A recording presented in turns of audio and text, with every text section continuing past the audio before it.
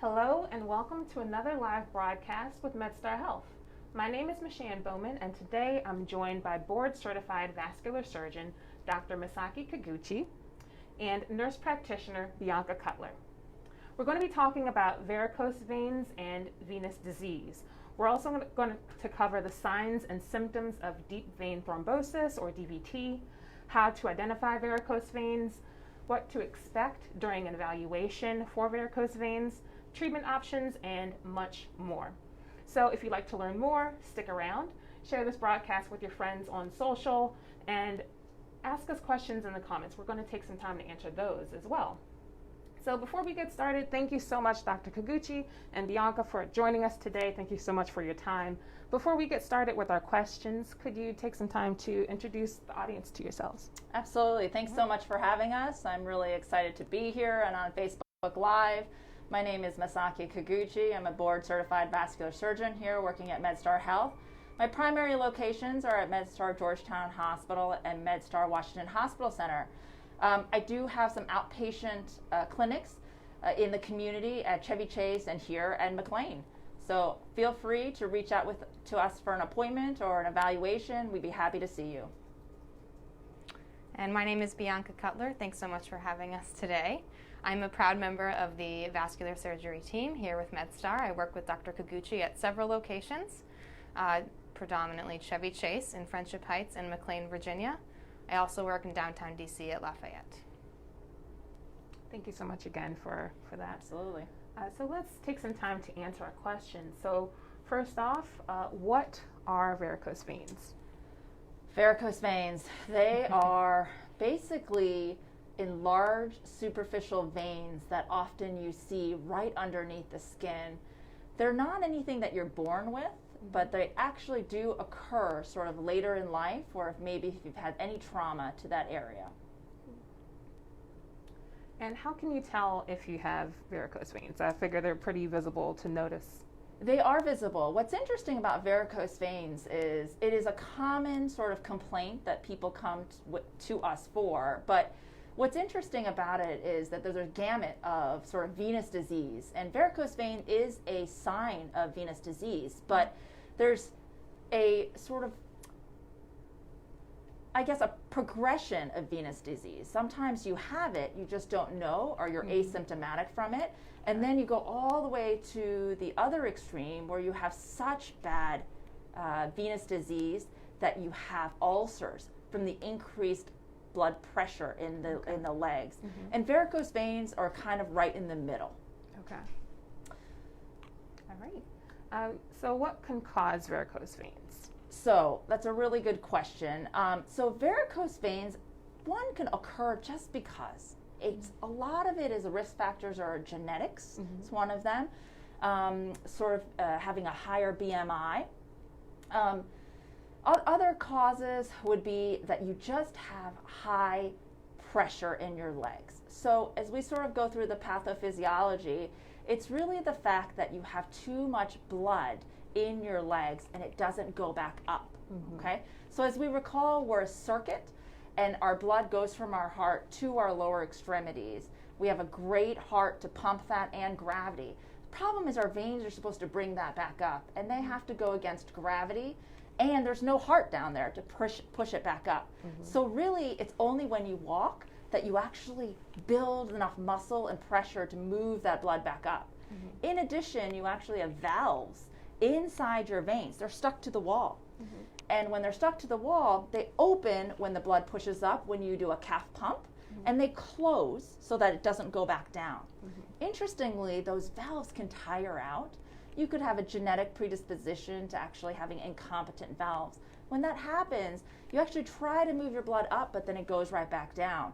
And so then you increase, especially as the day gets longer, increase the blood in your legs. And at a certain point, interestingly, you can only hold so much pressure in your legs, and then they sort of overflow, creating varicose veins. So when you say, how can you know when you have varicose veins, it really might be a sign that you have something bigger or venous insufficiency. And it's always hard for us to know for sure what causes them. Like Dr. Kaguchi said, sometimes we just don't know why. Other times there are influences like trauma or history of blood clots, hormones, but most of the time it could just be lifestyle related, and we don't always know what exactly causes it. It can often be multiple factors that contribute. Absolutely. Thank you. So I know you mentioned earlier that people at a certain BMI could be prone to developing varicose veins, but are there any other like lifestyle changes or other factors question. that could possibly increase your likelihood of getting varicose veins? Exactly. And I think you're asking this because people are really wanting to know how to prevent varicose veins. And what's interesting is that they've done a lot of studies about this, and it's not really clear cut. But the majority of times people have a genetic predisposition, meaning that their parents, one of their parents or a close relative has had varicose veins. And what ends up happening is that their valves are just not as strong as others. And so you have a predisposition to increasing your venous pressure and thus varicose veins. Other things, hormone therapy, standing for long periods of time or sitting for long periods of time. As you recall, like I said, you really have to use that calf pump to get that. So if you sit for long periods of time, all that blood is just sitting there, putting a lot of pressure on those valves. So other things, being tall is one of them. A higher BMI, just because of the sort of the pressure that you have to go against. What are some others, Bianca? Can you think? That's true. You named a lot of them.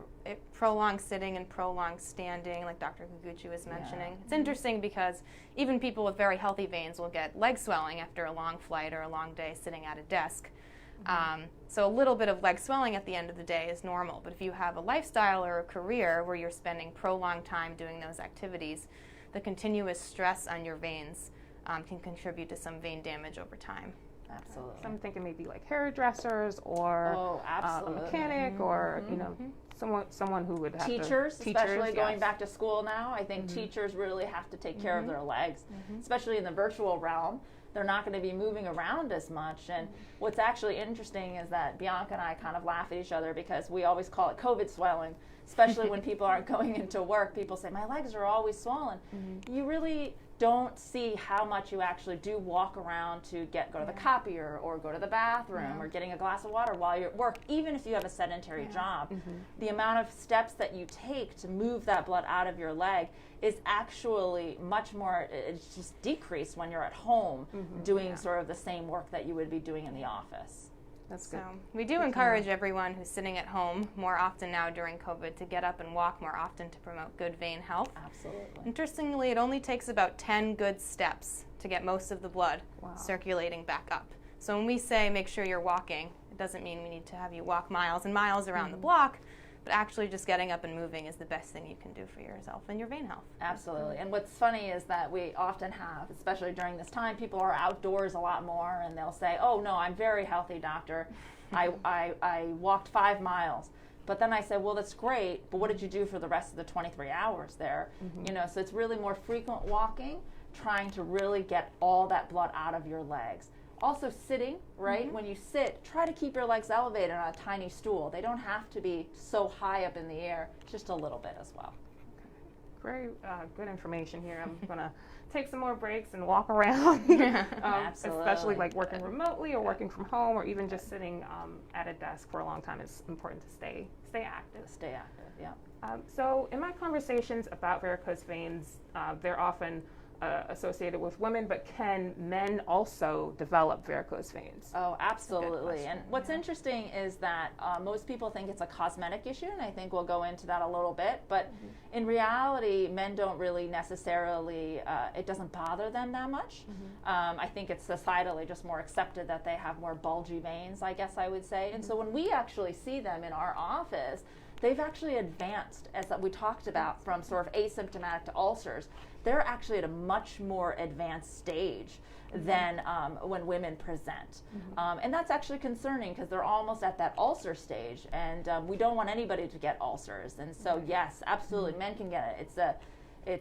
It's much more progressive in men when we do see them, but I don't necessarily think that the incidence is actually different. So thank you very much for answering our questions. If you're just joining us, thank you very much for tuning in. We're live today with vascular surgeon Dr. Misaki Kaguchi and nurse practitioner Bianca Cutler discussing varicose veins and venous disease. So if you'd like to learn more about how to identify varicose veins, what to expect if you need an evaluation, and what treatment options are available, keep on watching. Share this video with your friends. Give us a like to let us know that you're watching, and ask us some questions in the comments. We're going to take some time to answer those as well. All right, so continuing on with our list here, our varicose veins, I know you mentioned they're not a cosmetic issue, but can they be a sign of something more serious? Can they often lead to a worse condition? Absolutely. So as we said, that varicose veins are sort of just one sign of venous disease. It's sort of right in the middle. And if we go through the gamut, we just have visible varicose veins that might not bother you at all. Then you sort of go into the swelling area, right? Okay. What's interesting is that just because you can see them, that's not necessarily always the problem. Sometimes you can have varicose veins really underneath. And if that happens, you sometimes get swelling, especially in your ankles and your distal calves, because that's the farthest away from your body that has to make it back to the heart. So you get that, especially at the end of the day, right, Bianca? Like, people complain about heaviness, fatigue, aching, throbbing. They feel much better when they elevate their legs, things like that. Yeah. And then we sort of go on to the place where it is a medical sort of urgency, which would be sort of the discoloration, hyperpigmentation, especially around the ankles. Any ulcers too, that's a sign that you have pretty advanced venous disease. Absolutely. That's really the most advanced, is when their pressure is so much underneath the skin that it sort of ruptures and you can't heal it because of the fact that there's so much pressure. We've got to get rid of that pressure. So say a patient has made their appointment, they're going in for an evaluation. What can they expect during that appointment? Absolutely. So what we pride ourselves on is that you'll see either myself or Bianca, depending on just your schedule and ours. And what we do is a complete history and physical. That really includes sort of your lifestyle, your family history, your medical history, all of those things. And then in addition, we have a accredited vascular lab at each of our sites.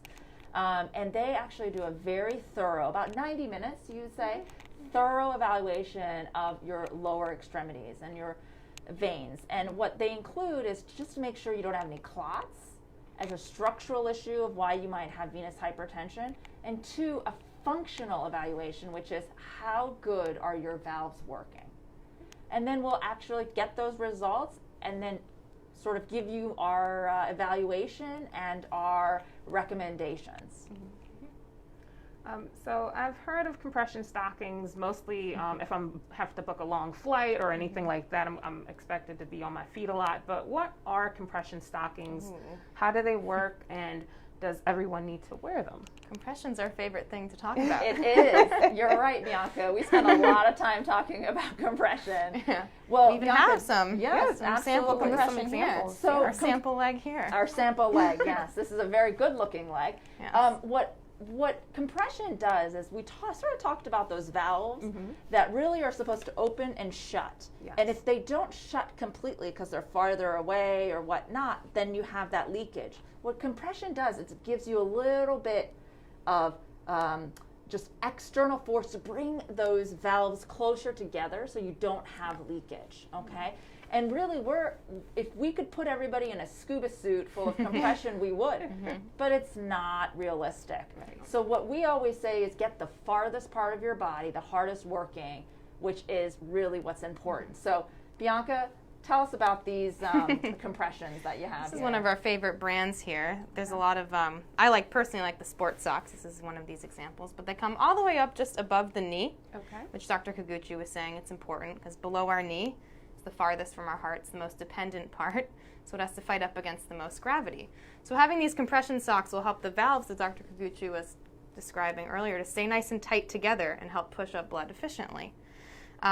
We do recommend that everyone wears compression during the day, anytime they're against gravity, from morning till night. Not even patients who have vein disease. It's very good to prevent vein disease as well and promote better circulation throughout the leg. And believe it or not, there's a lot of different options of compression. There's many colors, many styles, many sizes. They come multiple different lengths, multiple different fabrics, multiple materials. So they're not just what you'd expect of just, wearing these dark stockings all day. There are a lot of good stylish options too. Absolutely. That our patients love, and that we find that even if patients are resistant to starting compression, they never go back after. Their legs feel so much better. So we recommend this for everyone. Absolutely. And two quick things I wanted to mention about compression, what we get asked a lot about, Bianca, you'll probably concur, is does insurance cover it? Well, they're expensive. They're about $70 to $80 for medical grade, and people say, well, I got them off Amazon. That's great, but oftentimes they're not the proper fit, nor are they the proper grade. And so we always give prescriptions out every year, and what's great about it is certain insurances definitely will cover your compression stockings. I have Blue Cross, and they cover a certain amount, and I know that Aetna and Cigna and all those, so really look into your benefits, because it might be something that you have not tapped into. And then I will also say, after you get your veins treated by either one of us, do I have to wear compression? It's always a common question. What do we say, Bianca? Yes. We do. Why? Because getting a procedure doesn't get you out of wearing compression. Exactly. Why is that? You might look better and you might feel better, but I always say you've got more than one vein, right? Even if we treat one vein, you got to take care of all the other ones. So the party answer that you will always hear from us is always wear your compression. All right, good to know. So besides the proactive approach of wearing compression socks, of course going in for your evaluation with your doctor, could you go through some of the other treatment options for varicose veins? Absolutely. So what's interesting about varicose veins is that if you have a deeper problem of not a deep vein clot or anything like that, but a superficial issue, we can actually get rid of that. That's something that's shown on the ultrasound. And what the people used to do is strip the veins, right? Where we would actually make an incision in the groin, an incision sort of in the calf, and then they would take it out. That required a hospital stay and pretty extensive recovery. And nowadays, it's the same concept of really shutting that vein down so that the blood can't get stuck in there, except what we do now is we close it. It's called an endovenous closure. A lot of ways to close the vein. You could do it by chemicals. You could do it by heat. We choose to do it by heat because it has a higher success rate. And what we do is we actually just put a little needle right below your knee, and through that needle we put in a wire, and the wire actually burns the entire vein. And then we take the wire out and we put a little Band-Aid on and a NACE bandage. The way you come in is the way you leave. If you walked here, you're going to walk back. If you ran here, you're going to run back. So really, it's a very minimally invasive outpatient procedure that really has no downtime at all. The other chemical ways to do it, like Varithena, Claravane, have a little bit less effective rate of closure, and so we choose to use the thermal ways to do it. Now, sclerotherapy is also the same chemical that we do, but sometimes patients get very inflamed veins that don't actually need such bigger procedures like the ablations. And did you want to talk a little bit about the sclerotherapy, what it is, and why we do it? We do a lot of sclerotherapy here, which Dr. Kaguchi was mentioning is a superficial treatment for the superficial veins using chemical injection. It's also done in the office. It's very minimally invasive. You walk in, you walk out wearing your compression, of course. Of course. However, we always like to make sure that we are closing down the deeper veins, that we're considering like the food source really for those other painful veins that you see. So you may have a combination of the heat, or you may be a candidate for a combination of the heat thermal closure as well as the superficial injection of veins. But patients tend to really feel a lot better after their varicose veins and their smaller veins that you see on your legs that can be painful and inflamed are treated using sclerotherapy. Absolutely. And sometimes it's just one vein, right? It's just one that's, maybe you just have had for a long time. There's no other larger main vein that needs to be treated. We're happy to inject that. Sometimes, especially women will say when during their menstrual cycle or when they stand for long periods of times, they really get engorged, and we can just inject that We use what's called a sclera or polydocanol. It's just a chemical that agitates the endothelium and shuts it down, just like the heat does itself. We get a lot of questions too about if these procedures are also covered by insurance. That's a good point. And usually they are. We always do the venous testing to evaluate for any of your venous disease. And symptomatic patients often do. There is criteria you need to meet, of course, like with any procedure. Right. But these procedures are covered by insurance, especially for symptomatic patients. And that is something that we are always happy to talk about in our office as well. Awesome. That's very important to know whether it's covered. So after you've come in maybe for the thermal approach or the sclerotherapy, are any of these treatments permanent, or is at any point should a patient need to come back for additional treatments for varicose veins? That's a really good question. So the thermal is considered permanent. So they've really only done studies of the fact that at 5 years, there's such a high percentage of continued closure that I don't think any of these studies want to keep going to 10 years or whatnot. But we've actually seen patients who've, not with the endovenous closure, but with the stripping, that they've actually come back 30, 40, 50 years and had to have it redone because they do go back. Really for the endovenous, I think time will tell. But sclerotherapy, most of the time, once you get one vein, it's gone. Now, people will say, but these came back. I would tend to say that oftentimes it's like Botox. You sort of need a touch-up here and there. Okay. It's not that the vein, really the fact that it is more so that new veins came about that would have been there even if you didn't have sclerotherapy. Okay. So it's one of those things where it's just a progression of venous disease. You never cure yourself of venous disease. Okay. Yeah. We always do recommend anytime you've ever had a vein treatment with our office or even with another office that you always come in annually for ultrasounds. Absolutely.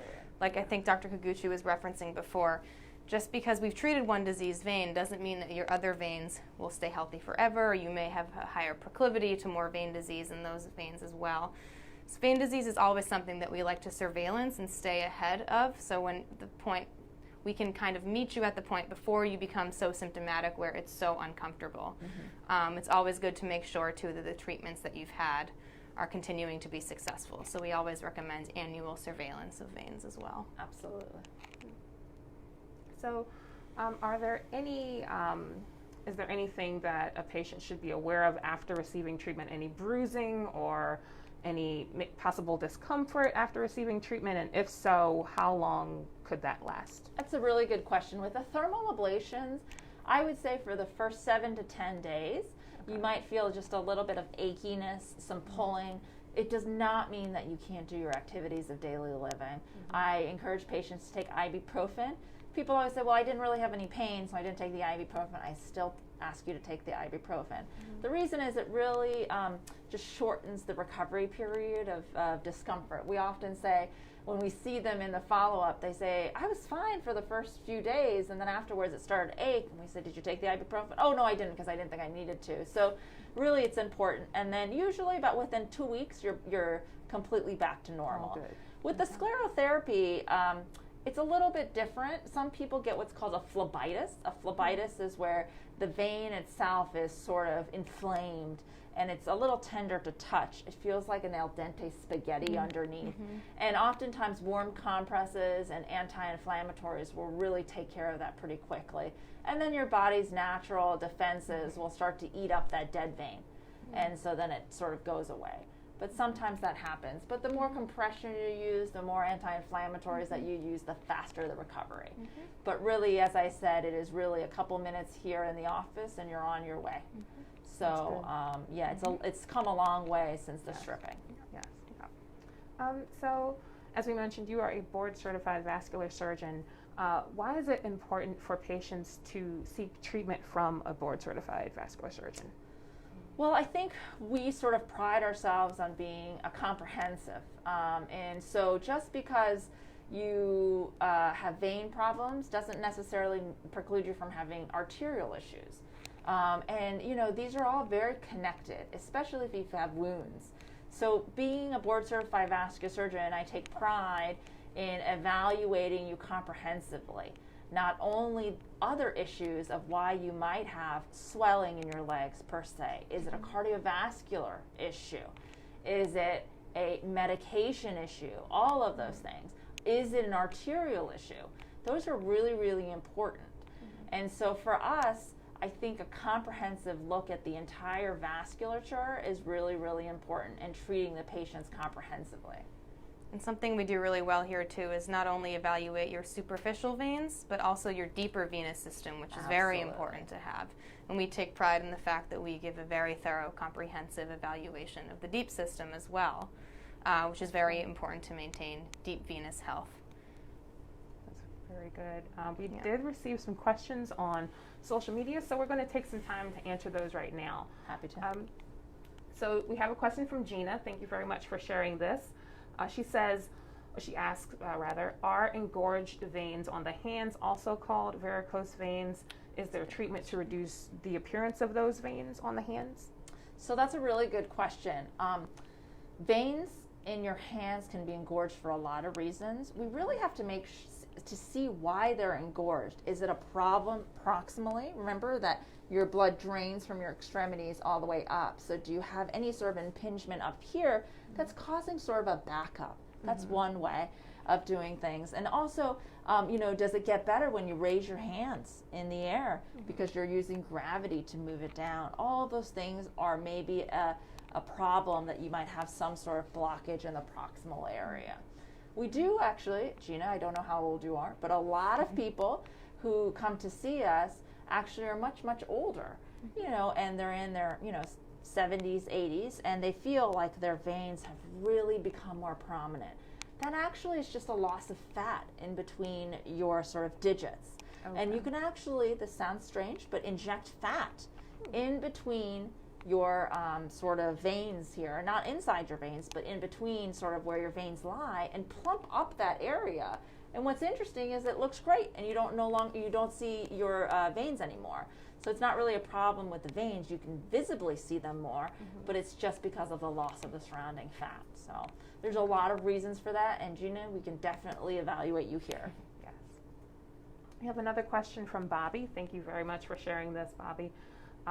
They say, I am a weight loss patient. I have lost 80 pounds and started running. Now I'm noticing varicose veins. There you go.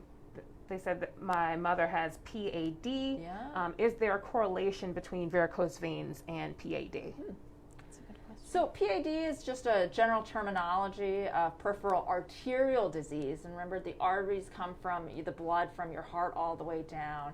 That's an artery, but people sort of use that interchangeably because PVD is also another sort of acronym, but people think that that's peripheral vascular disease or peripheral vein disease, and so we kind of get that mixed up. But Bobby, we're all a circuit, so obviously things are related. So if you do see veins and things like that, especially congratulations on your weight loss, oftentimes, like I said, these varicose veins are really prevalent anywhere, and sometimes you see it on the skin and sometimes you don't.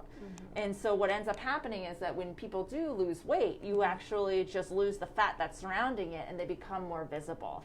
We can definitely check that out to see if and possibly you do have something a little bit deeper. And we can definitely treat that, or wear compression. Start wearing compression, especially if you're running. I think he said he was running. You'll feel so much better. And I think if you even just look out at all the runners, you're a runner, right, Bianca? Everybody wears compression. Yep. They wear their shorts and their compression because it really makes their valves work more efficiently. I thank you again for your question, Bobby. We have another one from Wanda. She asked, is there a risk for people with AFib to also have these treatments? That's a great question. That's a great question. So AFib is sort of for people who don't know, atrial fibrillation, which is sort of a atrial disease, or one of the chambers in the heart, I would say. It's not able to sort of push the blood out, so you have a rhythm where it sort of always is in a little bit of flux. and you're prone to building a little bit more clot inside there, or atrial thrombus, and that's why people are on blood thinners. Interestingly, that atria is more aligned with arteries, not really veins. And so there's not too much of a connection there between an AFib or atrial fibrillation and vein disease. It's a little bit different circulatory systems that don't normally connect.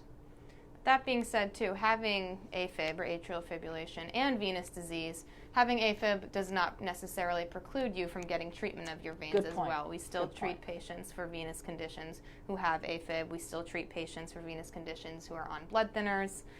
So there's a lot of options for you. Absolutely. Great. We have one more question from Darlene, who asks, is there any treatment for veins in the ankles and the feet? I know we mentioned they're more commonly seen in the legs, but what about the ankles and the feet? Yes. Darlene, you're not alone. So remember what we had said, and if you had just tuned in, the ankles and the feet are the farthest away from your heart, and the goal is to move all that blood out of your feet all the way back up, and so it's so hard, and that's why we get ulcers right by the ankle, because that's so much pressure. Really, the best thing to do is to get an evaluation and wear compression stockings. Why? Because if you actually do have veins that can be treated, you can actually reduce the pressure in your ankles to make those big bulgy veins actually sort of get thinner or less bulgy. We're trying to decrease the pressure, Darlene, in your feet. So to be able to do that, you got to get an evaluation to see if maybe you do have some extra pressure. If we get rid of that, we can definitely decrease sort of the visibility of those varicose veins in your feet and your ankles. And we can inject them as well. But as Bianca had said, we got to check to make sure you don't have anything deeper. What's feeding it before we do the injections. Okay. Is there anything else? Thank you to everyone who submitted questions to us. Dr. Kaguchi, Ms. Cutler, are there any other information that you would like to share? Yeah, so I think, and Bianca, you and I all have a very good working relationship, and I think our sort of motto is healthy legs. We want you to have healthy legs. We don't want you to have surgeries. We don't want you to have procedures, all of those things, unless you're having symptoms, okay? So our goal is to make people aware that even though vein disease doesn't necessarily affect your mortality, that if it does affect your quality of life, please come see us. It doesn't necessarily mean that you need a procedure, but we could give you advice and recommendations on which compression stockings work for you, how you can maybe have a better walking regimen, all of those things. And we're here to sort of provide you information on your veins and your venous circulatory system, and hopefully get you, towards goals of making your veins a little bit better. Yeah, something we really like about what we do here is that we still provide very individualized care for venous disease. Absolutely. So just depending on what it is that you do for a living or what your specific symptoms are, we can always cater our advice and our treatments and our recommendations based off your specific anatomy, your specific lifestyle, whether you're an athlete or a teacher or someone who flies everywhere all day or stays at home.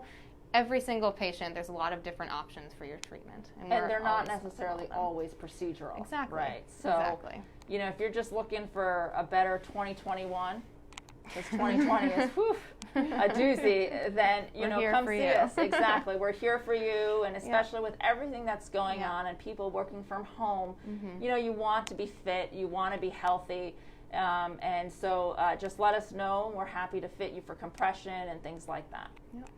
Great. Thank you very much. That is a wrap for our broadcast. Thank you so much, Dr. Kaguchi and Bianca, for joining us today. Thanks for having us. We appreciate your time. Thank you. And many thanks to all of our viewers for tuning in and asking your questions. If you would like to schedule an appointment here at MedStar Health at McLean, please call 703-288-7070.